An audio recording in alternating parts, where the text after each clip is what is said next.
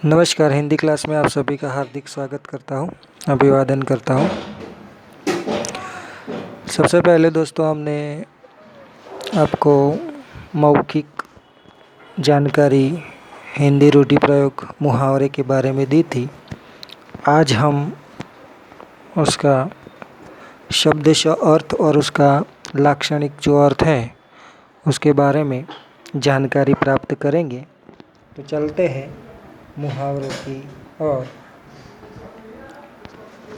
कक्षा 9 का यह जो पाठ्य पुस्तक है पेज नंबर 11 है, उसके संदर्भ में हम मुहावरे की जानकारी प्राप्त करेंगे।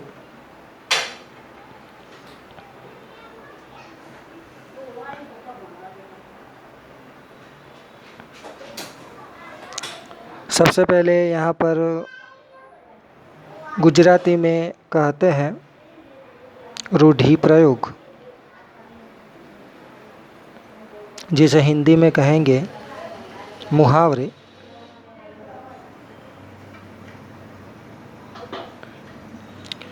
यहाँ पर सबसे पहले मुहावरे की परिभाषा दी गई है।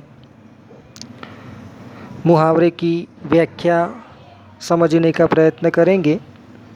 गुजराती भाषा में भी हम समझ चुके हैं पहले कि જ્યારે કોઈ શબ્દ અથવા તો શબ્દ સમૂહ પોતાનો મૂળ અથવા તો સામાન્ય અર્થ છોડી કોઈ વિશેષ અથવા તો લાક્ષણિક અર્થમાં રૂઢ થઈ જાય છે તો તેને આપણે રૂઢિપ્રયોગ કહીએ છીએ। અહીંયા हिंदी भाषाમાં આપણે समझવાનો प्रयत्न કરીશું। जब कोई वाक्यांश अपने साधारण यानी कि सामान्य शाब्दिक वो जो शब्द होता है को वो जो वाक्यांश होता है, वाक्य का अंश होता है, अपने शाब्दिक अर्थ को छोड़कर विशेष अर्थ को व्यक्त करे तो उसे मुहावरा कहते हैं। जैसे नीचे दिए गए उदाहरणों पर ध्यान दीजिए। सबसे पहले मुहावरे का अर्थ समझने का प्रयत्न करेंगे। जब कोई वाक्यांश अथवा वाक्य का अंश अपना साधारण शब्द यानी कि अपने शब्द का अर्थ छोड़कर कोई विशेष अर्थ में अर्थ को प्रकट करता है, व्यक्त करता है, तो उसे मुहावरा कहते हैं। एक व्याख्या में और देना चाहूँगा कि जब कोई शब्द अथवा शब्द समूह अपने मूल या सामान्य अर्थ को छोड़कर कोई विशेष या लाक्षणिक अर्थ में रूढ़ हो जाता है या तो अपना विशेष या लाक्षणिक अर्थ प्रकट करता है तो उसे मुहावरा कहते हैं। तो दोस्तों देखिए, ये है एक वाक्यांश, वाक्य का अंश, शब्द है, शब्द समूह है कह सकते हैं। ये जो शब्द समूह दिए गए हैं, वाक्यांश दिया गया है, वाक्य का जो अंश दिया गया है उसका मूल अर्थ है, सामान्य अर्थ है, शाब्दिक अर्थ है, और ये शाब्दिक अर्थ का यह विशेष अर्थ यहाँ पर दिया गया है, लाक्षणिक अर्थ दिया गया है। चलिए यही परिभाषा को ठीक तरीके से समझने से हम उसके उदाहरण देखते हैं। पहला मुहावरा दिया गया है, वाक्यांश दिया गया है चिकना गड़ा। देखिए उसका शाब्दिक अर्थ क्या होता है, उसका मूल अर्थ क्या होता है। तो ऐसा घड़ा जो चिकना हो। देखिए हमारे घर में पानी भरने के लिए घड़ा होता है और वो घड़ा चिकना होता है या तो चिकना है, तो ऐसा घड़ा जो चिकना हो यह उसका शाब्दिक अर्थ है, मूल अर्थ है। चिकना घड़ा यह शब्द समूह का शाब्दिक अर्थ, मूल अर्थ है ऐसा घड़ा जो चिकना हो। अब देखिए विशेष दूसरा कहे तो लाक्षणिक अर्थ। लाक्षणिक अर्थ कौन सा प्रकट होता है, जिस पर किसी बात का असर न हो। देखिए चिकना घड़ा होता है, हम साबुन से, पानी से बार बार धोते हैं, लेकिन उसकी जो चिकनाहट होती है वो चिकनाहट नहीं निकलती है। तो इसे हम कहते हैं कि कई बार उसे धोया फिर भी उसकी जो चिकनाहट है वो नहीं निकलती है। तो विशेष और लाक्षणिक अर्थ क्या निकल कर आता है? जिस पर किसी बात का असर न हो। देखिए, कोई बच्चा होता है, घर में कोई सदस्य होता है, उसे बार बार हम समझाते हैं, कई उदाहरण उसे समझाते हैं, बार बार गलती करता रहता है, बार बार समझाते हैं कि ऐसा नहीं करना चाहिए, फिर भी उस पर किसी बात का विशेष अर्थ असर नहीं होता, तो उसे कहते हैं जिस पर किसी बात का असर ना हो, तो उसे कहते हैं चिकना गड़ा। गुजराती में हमारे यहाँ पर कहावत है कि पत्थर ऊपर पानी रेड्યું, आमे गયું ने आमे गયું, એટલે पत्थर न कोई असर થાય नहीं। तो यहाँ पर हिंदी में यह रूढ़िप्रयोग है, मुहावरा है कि चिकना गड़ा, उसका शाब्दिक अर्थ, उसका मूल अर्थ ऐसा होता है कि ऐसा गड़ा जो चिकना हो। उसका विशिष्ट और लाक्षणिक अर्थ यह निकल कर आता है कि जिस पर किसी बात का असर न हो। देखिए दोस्तों, परीक्षा में यह मुहावरा पूछा जाता है और उसका विशेष और लाक्षणिक अर्थ हमें देना होता है। तो यह मुहावरा पूछा गया है, जवाब हमें यह देना है कि जिस पर किसी बात का असर न हो। साथ ही साथ यह जो मुहावरा है उसका वाक्य प्रयोग भी करना होता है। तो अर्थ और वाक्य प्रयोग हम दोनों करते हैं तो 10वीं कक्षा में 2 मार्क्स मिलते हैं और 9वीं कक्षा में 1 मार्क्स मिलता है। तो फिर से समझ लेते हैं, चिकना गड़ा, उसका शाब्दिक अर्थ है ऐसा गड़ा जो चिकना ना हो। उसका विशेष और लाक्षणिक अर्थ यह है कि जिस पर किसी बात का असर न हो। चलिए दूसरा शब्द समूह देखते हैं, वाक्यांश देखते हैं। होठ काटना, उसका शाब्दिक अर्थ है, मूल अर्थ है होठ को काटना। तो देखिए, हम अपने दांतों के भागों में होठ को दबाते हैं, होठ को चबाते हैं, तो उसे कहते हैं होठ काटना। और उसका विशेष और लाक्षणिक अर्थ यह होता है कि आश्चर्य में पड़ना। कोई बात ऐसी हमारे सामने आती है कि कोई ऐसा कार्य होता है जिसके होने पर हमें आश्चर्य होता है, अचंभा होता है, तो उसका विशेष और लाक्षणिक अर्थ यह है कि आश्चर्य में पड़ना। तो होठ काटना, उसका मूल और शाब्दिक अर्थ यह है कि होठ को काटना। उसका विशेष और लाक्षणिक अर्थ है आश्चर्य में पड़ना। देखिए, रात दिन एक करना, तो उसका शाब्दिक अर्थ यह है कि रात और दिन को एक करना। देखिए, रात होती है उसके बाद दिन होता है और रात और दिन को हम एक कर देते हैं, उसका यह शाब्दिक अर्थ है, साधारण अर्थ है। अब देखिए, उसका विशेष अर्थ, उसका लाक्षणिक अर्थ यह प्रकट होता है कि कड़ी मेहनत करना। कड़ी मतलब सख्त मेहनत करना, जिसे कहते हैं कठोर मेहनत करना। तो देखिए, हम अपनी पढ़ाई में या अपने कारोबार में, अपने रोजगार में रात दिन एक कर देते हैं जिससे हमें सफलता मिलती है, तो उसे कहते हैं सख्त मेहनत करना, कड़ी मेहनत करना, मन लगा कर मेहनत करना। तो उसका यह विशेष और लाक्षणिक अर्थ है। अब देखिए, यहाँ पर जो परिभाषा दी गई है वो परिभाषा सही मायनों में सही यहाँ पर साबित होती है कि जब कोई वाक्यांश, तो देखिए यहाँ पर वाक्यांश दिया गया है, अपना साधारण और शाब्दिक अर्थ छोड़कर देखिए कोई विशेष और लाक्षणिक अर्थ प्रकट कर रहा है, तो इसे कहते हैं मुहावरा। क्लियर? तो फिर से एक बार समझा देता हूँ कि जब कोई शब्द या शब्द समूह अपने मूल या सामान्य अर्थ को छोड़कर किसी विशिष्ट या लाक्षणिक अर्थ में रूढ़ हो जाता है तो उसे मुहावरा कहते हैं। क्लियर? चलिए, मुहावरे के प्रयोग में निम्नलिखित सावधानियां बरतनी चाहिए। तो देखिए, हम मुहावरा देते हैं और उसके लिए कौन सी हमें सावधानियां रखनी चाहिए कि मुहावरों का प्रयोग उनके असली रूपों में ही करना चाहिए। देखिए, जिस शब्दार्थ में वह प्रयोग होते हैं उसी रूप में करना चाहिए। अगर हम किसी दूसरे रूप में करेंगे तो वो गलत होंगे, उनके शब्द बदले नहीं जाते। देखिए, मुहावरे के शब्द बदल देते हैं तो उसका अर्थ भी बदल जाता है और वो कोई विशेष और लाक्षणिक अर्थ प्रकट नहीं करते। जैसे अक्ल का दुश्मन, ये एक मुहावरा है, तो उसका शाब्दिक अर्थ यह होता है दोस्तों, यहाँ पर मैंने लिखा है कि अक्ल का दुश्मन अर्थात मूर्ख, मूर्ख होना।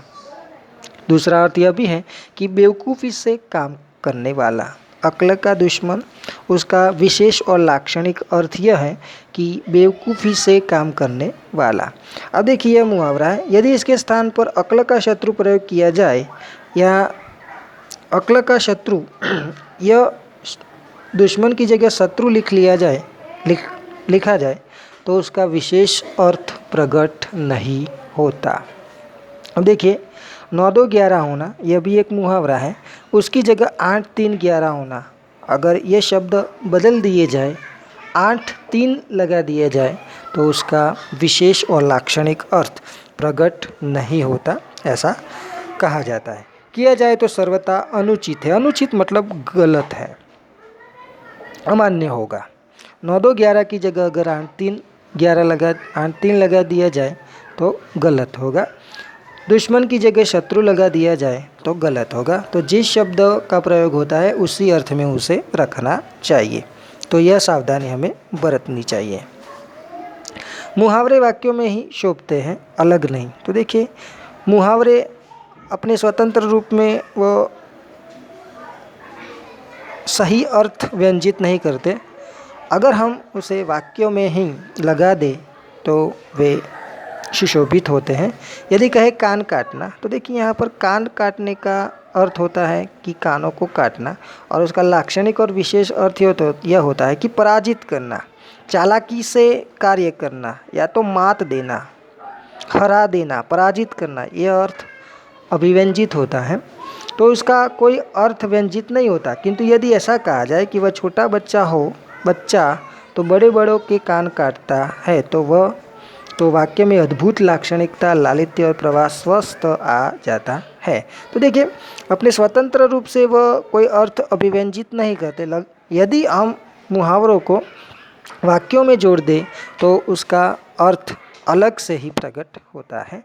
तो कान काटना, तो यहाँ पर देखिए एक वाक्यांश में उसमें उसे जोड़ा गया है कि कान काटना। वह छोटा बच्चा तो बड़ों के कान काटता है, तो यहाँ पर इसका अर्थ यह अभिव्यंजित होता है, यह अर्थ निकलता है कि वह छोटा बच्चा है, वो बड़ों को हरा देता है, मात देता है, पराजित कर देता है। चलिए आगे चलते हैं। मुहावरे का प्रयोग करते समय इस बात का सदैव ख्याल रखना चाहिए कि समुचित परिस्थिति, तो जिस परिस्थिति, पात्र यानी कि व्यक्ति, घटना, प्रसंग का वाक्य में उल्लेख अवश्य हो। तो हम जब मुहावरे का प्रयोग वाक्य में कर रहे होते हैं तो वाक्य प्रयोग के समय जो परिस्थिति हो, जो व्यक्ति हो, पात्र हो, घटना हो या प्रसंग हो, उसका उल्लेख अवश्य होना चाहिए। केवल वाक्य प्रयोग कर देने पर संदर्भ के अभाव में मुहावरे अपने अर्थ को अभिव्यक्त नहीं कर पाते। यानी कि यह परिस्थिति, जो भी परिस्थिति हो, जो भी व्यक्ति हो, पात्र के संदर्भ में पूछा गया है, जो घटना के संदर्भ में हो, प्रसंग के संदर्भ में हो, तो वह अवश्य उसका उल्लेख होना चाहिए।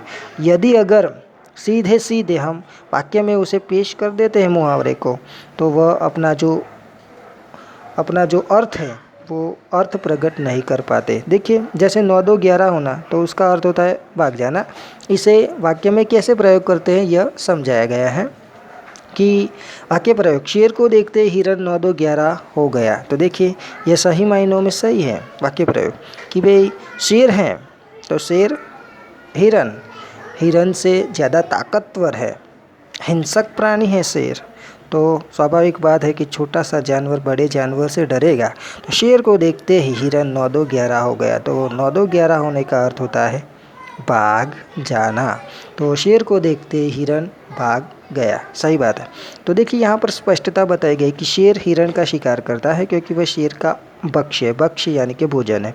कोई जीव जानबूझकर मरना नहीं चाहता। तो देखिए हमें सब लोगों को जान हमारी प्यारी होती है, अतएव शेर को देखकर हिरन अपनी जान बचाने के लिए भागेगा ही। तो 9 2 11 होना का अर्थ व्यंजित हुआ भाग जाना।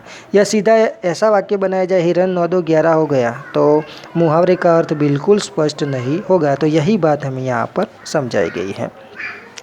देखिए मुहावरे का एक विलक्षण अर्थ होता है, इसमें वाच्यार्थ का कोई स्थान नहीं होता। देखिए वाच्यार्थ का यहाँ पर मैंने एक लिखा गया कि वाचक शब्द का अर्थ, तो वाचक शब्द का अर्थ प्रकट करने वाले को वाच्यार्थ कहते हैं, उसे कहते हैं मुख्यार्थ।